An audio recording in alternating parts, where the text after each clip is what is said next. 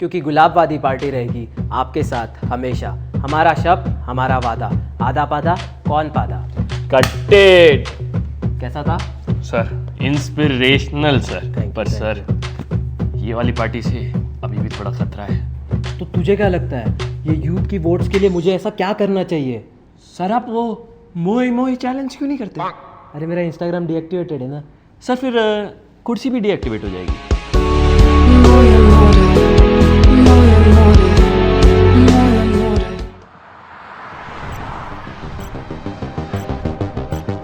On December 3rd, 2023, India will have a date with destiny.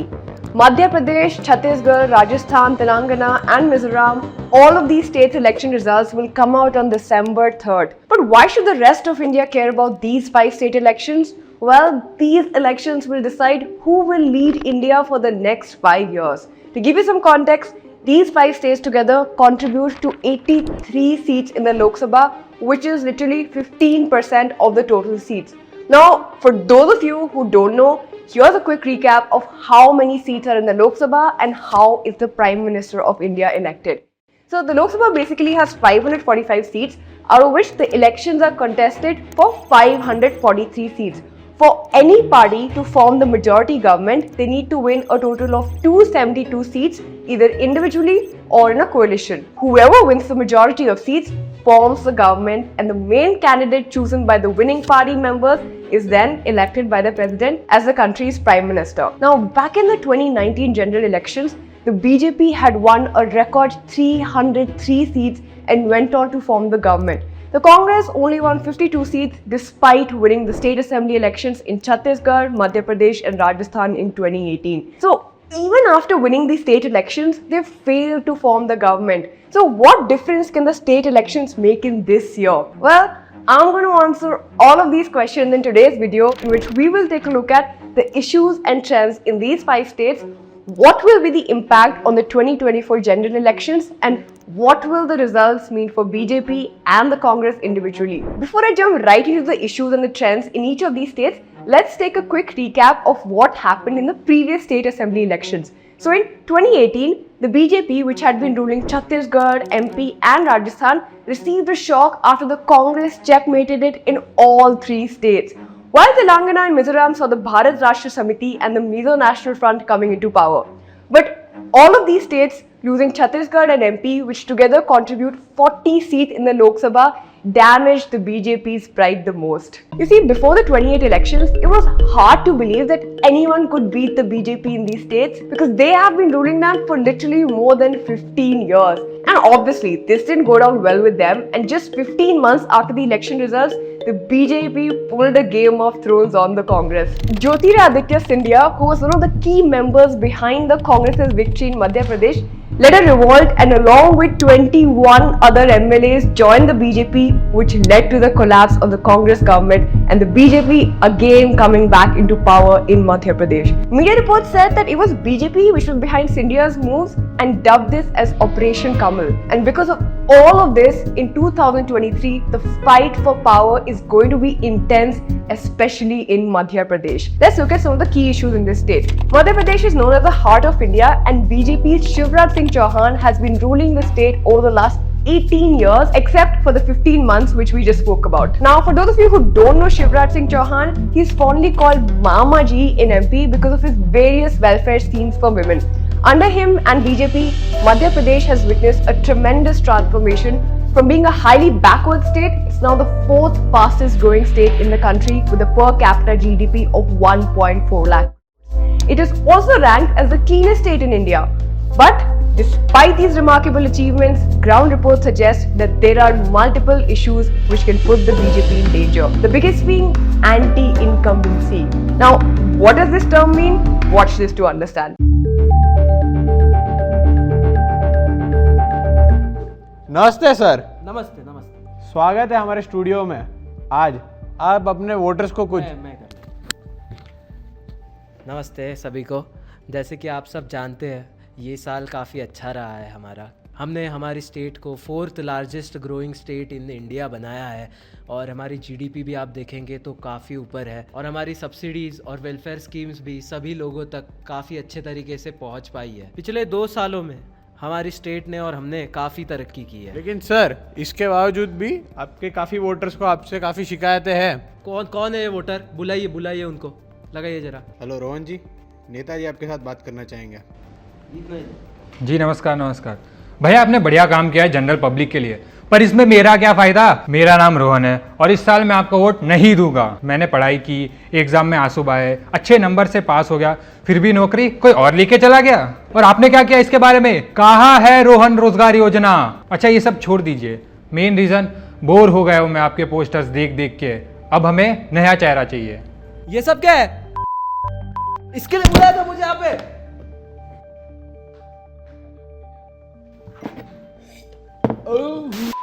Apart from this, the fact that some of the young population who have grown up watching Shivraj Singh Chauhan rule the state are not able to relate to him anymore. On top of this, there are several small issues like rising unemployment, education scams, slow industrial growth, and even the poor treatment of the tribals.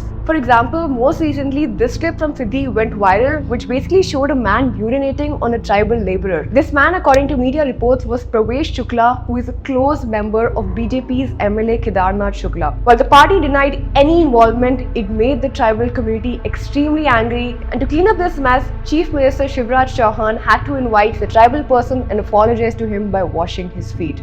To capitalize on these issues, Congress, led by Kamal Nath, who is the main candidate in Madhya Pradesh for them, has promised free school education, unemployment allowance for the youth, reservation for OBCs, and even an IPL team for the state. On the other hand, BJP has announced the Ladli Behna Yojana, under which it has already started giving 1,250 rupees per month to women, gas cylinders at subsidized rates, hike in the MSP of wheat and paddy, and a promise to spend 3 lakh crore for the development of the tribal community. And you know what? BJP is so hellbent to avoid what happened in Karnataka in May that despite having a strong leader like Shivraj Singh Chauhan, they have literally fielded 7 MPs, including 3 union ministers, among which is the Agriculture Minister Narendra Singh Tomar, to contest the MP elections. Now let's move to Chattisgarh, which was once a part of Madhya Pradesh.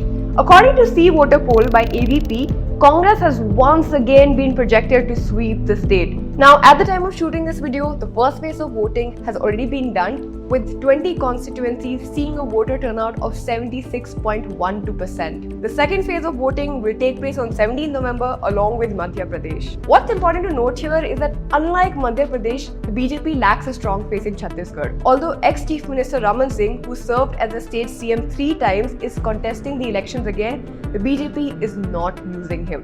Instead, they are banking on the popularity and charisma of Prime Minister Narendra Modi. Question is, why are they doing this? Well, it's because the current Congress Chief Minister has become quite popular among the citizens, especially among the backward communities. Now, if you look at Chhattisgarh demographics, here is what it looks like. Over 70% of the population lives in backward areas, since majority of them are engaged in agriculture, which is also the main source of income for them. The current Chief Minister has won them over with his policies like farm loans and tax waivers and rice procurement policy. On the other hand, he's also copied BJP's Hindutva tactics in the state with actions like restoring the Kaushalya temple. But again, this does not mean that all is rosy. Chhattisgarh is also riddled with scams and corruptions which can work in favor of the BJP. Next up, let's have a quick look at Rajasthan, which is again ruled by the Congress. Now, out of all the states, Rajasthan is very interesting because it's a revolving door. Now, what does that mean? Well, Congress and BJP are the only two dominating parties in the state, and if you look at this picture, since 1993, both have failed to reclaim power after winning the elections. According to survey polls, it's looking like history will repeat itself again. Current Chief Minister Ashok Gehlot has promised things like 10,000 rupees per annum to women households, free English medium education to kids, LPG cylinders at 500 rupees, free laptops for students in government schools. But there are 3 major issues which are going to make a comeback tough for him. First is paper leaks. According to the state government data, between 2019 and 2022, 8 exams held by the Rajasthan Public Service Commission were cancelled because of paper leaks. And you know how many people were affected by these paper leaks? Over 30 lakh, which also highlights another problem in the state and brings me to the second issue. which is unemployment. According to the Center for Monitoring Indian Economy states that Rajasthan has the second highest unemployment rate in India after Haryana. This has really frustrated the youth there, many of whom are going to be first-time voters in this election, which makes the case for the Congress more weak. Third is crimes against women. As per National Crime Records Bureau, Rajasthan has the second highest number of crimes against women in India. Even though Congress has tried to make stricter norms, the crimes have still not reduced. Now, even if all this points that the public sentiment might be against the Congress, with BJP, there have been reports of members fighting amongst themselves only. Now, moving on to the south, in Telangana, according to opinion polls, both the BJP and the Congress look weak. The ruling party, Bharat Rashtra Samiti, led by CM K. Chandrasekhar Rao, might win by majority again. BRS's welfare schemes and development projects, which won them the 2018 elections, give them an edge over both the BJP and the Congress. Between the BJP and Congress, the BJP is looking weaker because they have been losing key party members, and that too to the Congress. Most recently, the state manifesto chairman, Vivek Venkataswamy, quit and joined the Congress, and according to Times of India, several top party leaders in Telangana are expected to quit.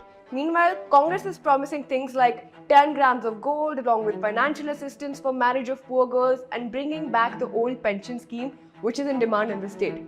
However, when it comes to the public, according to the Hindu, they don't care who forms the government because they don't have any hopes with politicians. A major reason behind this being really expensive healthcare, with the Telangana government allocating only 5% of its budget towards healthcare compared to the national average of 6.3% per the Hindu. Lastly, we have Mizoram, where voting has already taken place. According to Hindustan Times, Mizoram has recorded a voter turnout of 80.6%, with women voter turnout being higher than men. The early projections say while the ruling party Mizo National Front is expected to win again, it will be a closely fought battle with the Congress and the newly formed Zoram's People Movement, which is emerging as a strong opposition to the ruling party. The BJP, which won its first seat in Mizoram in the last elections, is now unpopular among the people of Mizoram, especially after the violence in Manipur between Meiteis and Kuki communities. MNF, which has an alliance with the BJP at the national level, has also expressed their unhappiness with how the BJP has tackled the situation in Manipur.